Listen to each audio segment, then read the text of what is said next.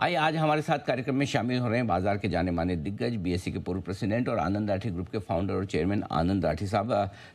Sir good afternoon, बहुत बहुत स्वागत है आपका। धन्यवाद हमें समय देने के लिए।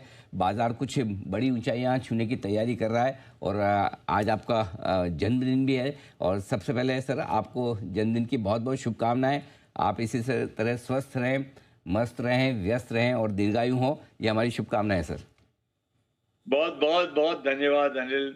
अ, आपका प्यार जो है मेरे दिल को छूता है और आपके सारे दर्शकों को आज मेरा सादर नमस्कार। बिल्कुल, हमारे पूरी टीम और हमारे सभी दर्शकों की तरफ से आपको जन्मदिन की बहुत बहुत बधाइयाँ। और सर आप विदेश यात्रा पर हैं लेकिन आपने फिर भी समय दिया, इसके लिए मैं बहुत बहुत आपका आभारी हूँ। हमने सोचा कि आज बाज़ार के लिए भी बड़ा दिन है, काफ़ी कुछ चिंताएं बाज़ार की कम होती हुई दिख रही है, तो क्यों ना बाज़ार के डायरेक्शन पर एक बार आपसे राय ली जाए।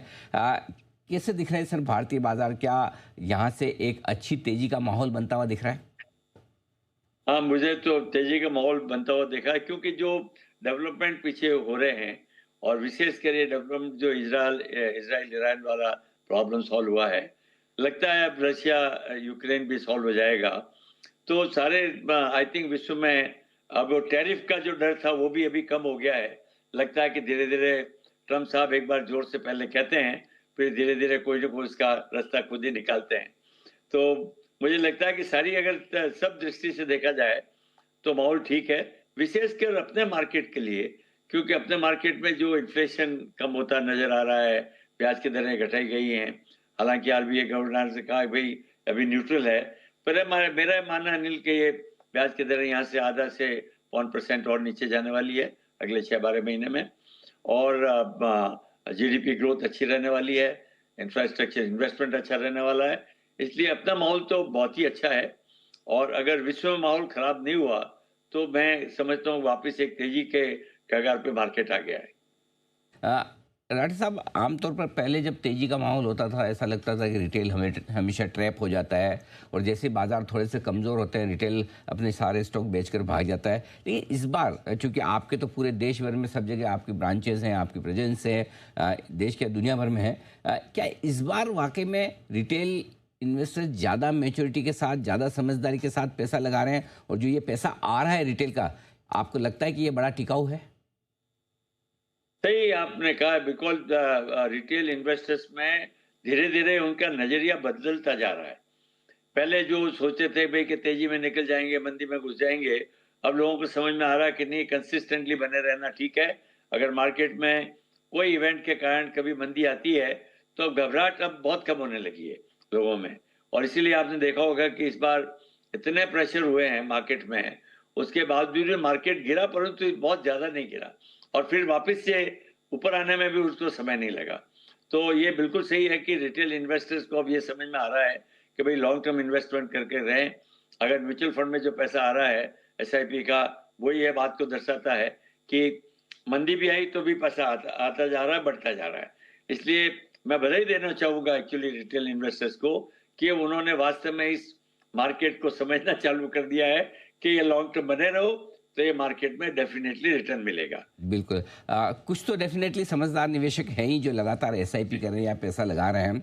और जैसा आप वेल्थ क्रिएशन का बिजनेस भी करते हैं, आप बताते भी हैं कि किस तरह से वेल्थ क्रिएशन में एचएनआई इन्वेस्टर्स भी अब ज़्यादा समझदार होंगे। लेकिन काफ़ी लोग ऐसे होते भी हैं जिन्हें डर लगता है कि थोड़ी ये चीज़ें ठीक हो जाए, थोड़ा टैरिफ वॉर ख़त्म हो जाए, थोड़ा ईरान इसराइल ख़त्म हो जाए, हमास खत्म हो जाए या रशिया यूक्रेन खत्म हो जाए। हाँ, वो सारी चीज़ें ठीक होने का इंतजार करते हैं कि ये चीज़ें निपट जाएं तो उसके बाद पैसा लगाएं। यानी कि साइड लाइन पर बैठे हुए इन्वेस्टर्स भी काफ़ी है जो इवेंट निकल जाने के बाद पैसा लगाना चाहते हैं। क्या लगता है आपको, अब ज़्यादातर चीज़ें अब ठीक होने जा रही है जिस तरह से चीज़ें बदली है भारत में, दुनिया भर में? आप कह भी रहे थे कि ट्रंप साहब पहले तो मुश्किल हालात पैदा करते हैं, स्टेटमेंट कड़क वाले देते हैं और बाद में खुद ही उसका सॉल्यूशन निकाल कर क्रेडिट लेने की कोशिश करते हैं, जो लगभग हर एक बार हम देख रहे हैं।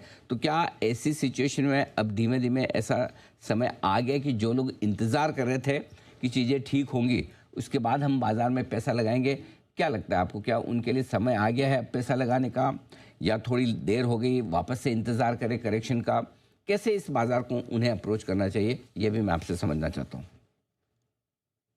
ख्याल से पैसे लगाने का समय जो है वो ठीक है, इस समय भी लगाते रहना चाहिए।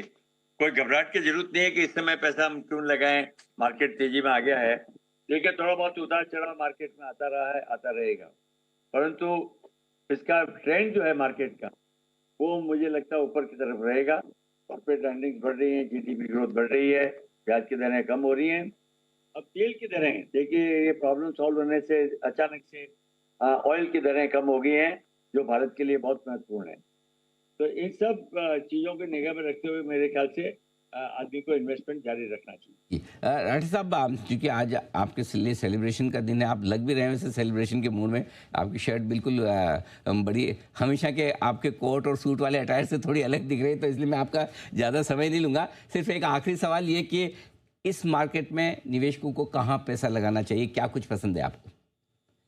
देखिए मैं हमेशा मेरा मानना है कि भाई सब सेक्टर्स की जगह इंडिविजुअल स्टॉक्स में आदमी की अगर पकड़ हो तो बहुत ही अच्छी बात है, परंतु नहीं तो म्यूचुअल फंड बहुत अच्छा जरिया है और उसमें भी ऑफकोर्स सिलेक्शन करने की जरूरत होती है कि कैसे म्यूचुअल फंड में लगा जाए। मेरा मानना है कि लोगों को म्यूचुअल फंड जैसे large cap, mid cap, small cap, तीनों में कुछ सेलेक्ट करके लगाना चाहिए और ब्रॉडली मेरा मानना है कि 60% लार्ज कैप में रहे, 20% मिड कैप, 20% स्मॉल कैप। इस तरह का अगर रिटेल इन्वेस्टर एलोकेशन करेगा तो मेरा मानना है 14% से 15% तक का रिटर्न एक लॉन्ग टर्म इन्वेस्टर्स को मिल सकता है। बिल्कुल। सर, बहुत-बहुत धन्यवाद। आपने बड़े दिन समय दिया। आज आप व्यस्त भी हैं, फिर भी आपने हमारे लिए समय निकाला और बाज़ार के डायरेक्शन पर आपने हमसे बात की और राय दी। Thank you so much sir, और एक बार फिर से आपको हम सभी की ओर से जन्मदिन की बहुत-बहुत शुभकामनाएँ। धन्यवाद सर। धन्यवाद Anil, thank you. Lot thanks to you and all the best to you. Thank you thank you. Sir. Thank you sir. Anand Rathi साहब बताते हुए बाज़ार के डायरेक्शन के बारे में और आगे बाज़ार में अभी भी पैसा लगाने का सही समय है, देर नहीं हुई, अगर आप एक लॉन्ग टर्म इन्वेस्टमेंट के तौर पर देख रहे हैं तो। और बाकी आपको इन्वेस्टमेंट के मौके